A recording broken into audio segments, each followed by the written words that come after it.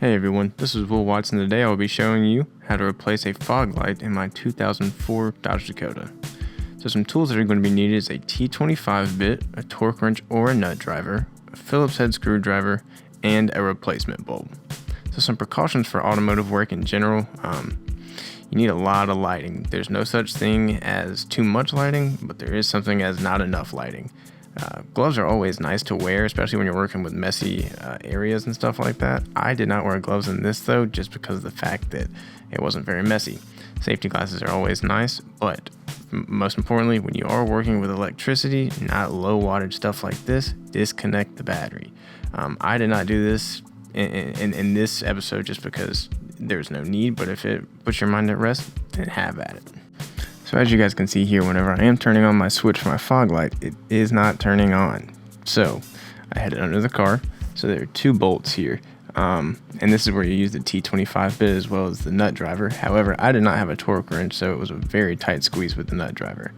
So both of these nuts are not very long at all. They're actually very short, but because there is so much tension in there, because this is actually spring loaded, it was kind of hard to get them out. So this is a clip here, and this is actually the power supply. So there are two clips on the side, which you can see here. Also very low wattage, so there's no danger there, but just take that out. So this is the front of the fog light. There is a screw in the top right corner that you've got to get out that's also spring loaded.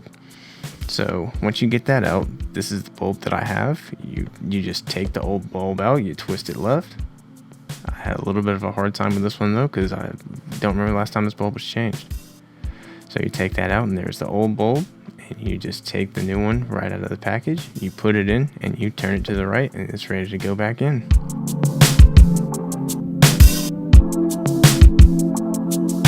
So you might be asking yourself, where do I find a bulb if I want to replace my own? Well, AutoZone and Advanced Auto Parts, they have every bulb that you could think of. And what you do is you go in there and actually you play dumb. Even if you know what you're doing and you play dumb, they will do every single step for you.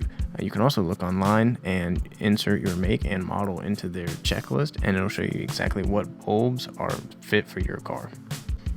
And so right here, I'm actually putting the screw back into the top right corner. But like I said, it was spring loaded, so it was pretty hard to get it back in. So once it got back in, you're almost done. You just get back under the car or truck, and I just put the screws back in. And like I said, there is a lot of tension, so it might be kind of hard to get them back in at some points. You can see here later in the video, I did have to kind of muscle the light, actually right here. I had to muscle the light to where I could get the screw to fit back into it perfectly. But again, that's just because there was a spring in there.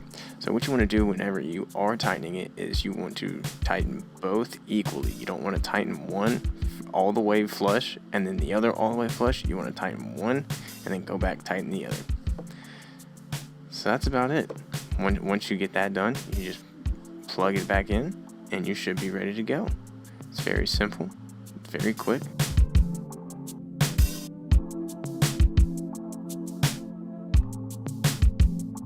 As I go back into my truck, I turn on the switch and my fog light does work. So the job has been done successfully. So you might be asking yourself, what if I want to replace something on my own? Well, my advice is to YouTube it. Anytime I need to fix anything around the house or even on my truck, I YouTube it. They usually have videos that tell you exactly how to do it, exactly what tools you need, parts you need for every make model you could think of. Why would you do this? It's very cost efficient. It's very cheap just to go pick up the raw part from an Advanced Auto Parts store and do it yourself. And it's enjoyable work. It gives a feeling of self-gratitude once you do finish that job. Well, thank you guys. I hope you enjoyed this tutorial, and I hope it was very helpful. Good luck to you guys out there.